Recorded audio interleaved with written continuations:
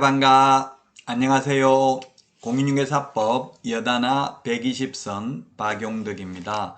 이번 시간 58번 문제부터 살펴보도록 하겠습니다. 옳은 것입니다. 1번에 보니까 등록관청은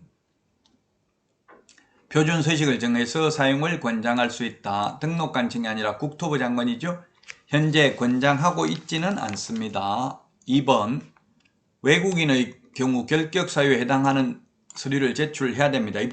결격사유에 해당되지 않음을 입증하는 그 국가에 주재하는 대한민국 영사관이 확인하는 서류 또는 아포스티유 확인서를 제출해야 됩니다. 3번 의뢰인의 요청이 있는 경우 금인 신청해야 된다 했는데 아닙니다. 금인 신청은 거래 당사자 중 1인이나 그 위임을 받은 자, 계약서를 작성한 변호사, 법무사, 개업 공인중개사가 신청할 수 있습니다. 할 의무는 없습니다. 금인계약서 필요적기재사항 우리 암기 프린트 10번에 당모가지 개대가리 중이 조한다 이렇게 암기했는데 요건 부동산 등기 특별조치법 제3조에 있고요. 공인중개사법에는 규정이 없습니다. 따라서 정답은 5번이 되겠습니다. 실무교육을 위탁받으려면 강의실은 1개소 이상 확보해야 되고 면적은 50제곱미터 이상이어야 합니다. 중개사무소는 면적 제한이 없습니다. 그리고 강사 요건도 갖춰야 되겠죠. 5번님이 정답이 되겠습니다. 다음은 59번 문제입니다. 전자문서로 제출할 수 있는 것은 몇 개인가 이렇게 했네요. 전자문서로 가능한 거. 네, 국가 등이 단독으로 신고하는 경우 전자문서 가능합니다. 그 다음에 당사자가 공동으로 부동산 거래계약 해제신고도 전자문서 가능합니다. 우리 암기 프린터 50번에 규정되어 있습니다. 50번 맨 밑에 있죠. 그래서 전자문서 가능한 거 2개입니다.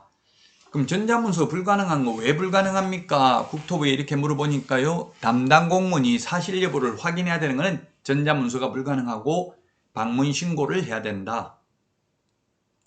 즉 단독으로 하는 경우는 속에 쓸 수 있기 때문에 국토부 장관이 확인을 해야 된다는 이야기입니다.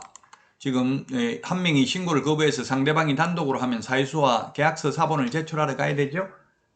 자, 그 다음에 거래 당사자의 주소, 전화번호, 휴대전화번호 정정 신청 우리 암기 프린트 14번에 1번에 있는데 이건 단독으로 가능합니다. 그래서 전자문서 안 되고요. 면적 변경 없는 상태에서 거래 가격 변경 신고도 계약서 사본 등을 제출하러 가야 되고요. 비업의 분양 가격, 선택 품목 변경 신고도 단독으로 가능하므로 전자문서 불가능하고요. 따라서 전자문서 가능한 것은 국가 등이 단독으로 하는 경우 국가가 속이진 않는다고 보는 거죠. 그 다음에 미음의 당사자 공동으로 해제 신고하는 경우는 전자문서 가능합니다. 자, 다음은 60번 문제입니다. 60번. 옳은 것입니다. 공인중개사법에 대한 설명으로 옳은 것인데, 자, 1번은 개업공개사는 중개 의뢰받은 경우 중개 완성된 후 이 말이 틀렸네요. 완성된 후가 아니라 완성되기 전에 취득 의뢰인에게 근거자료 제시하고 설명해야 됩니다. 후에 X입니다. 자, 그 다음에 2번 실무교육에 관한 업무를 위탁받은 기관은 공인중개사, 감정평가사, 주택관리사, 건축사, 공인회계사, 법무사, 세무사 등으로서 부동산 관련 분야의 3년 이상 유경험자를 강사로 확보해야 됩니다.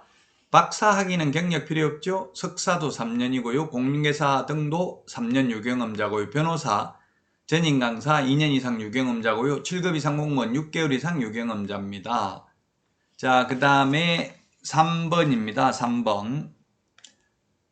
개설 등록이 취소된 경우로서 법인인 개업공개사가 해산하는 경우 그 법인의 대표자 또는 임원이 어떤 자가 7일 이내 등록증을 반납해야 된다 했는데 대표자 이 어떤 자가 반납해야 되고요.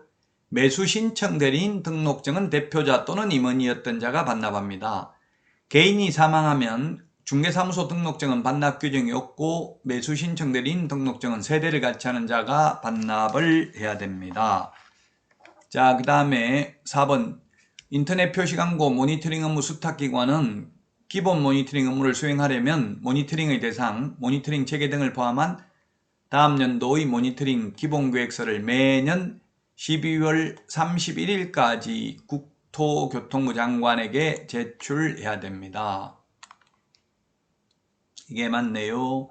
매년 12월 31일까지 국토부 장관에게 제출해야 되고요. 자, 그 다음에 5번 자격 취소는 이 법에 의해서 징역형을 선고받아야 됩니다. 징역형. 따라서 4번이 정답이 되겠습니다. 여러분 많은 도움 되셨나요? 도움 되셨다면 구독, 좋아요, 알림 설정 해주시면 감사하겠습니다. 오늘도 숙제가 아닌 축제 같은 하루 되시기 바랍니다. 다음 시간에 찾아뵙겠습니다. 안녕히 계십시오. 안녕.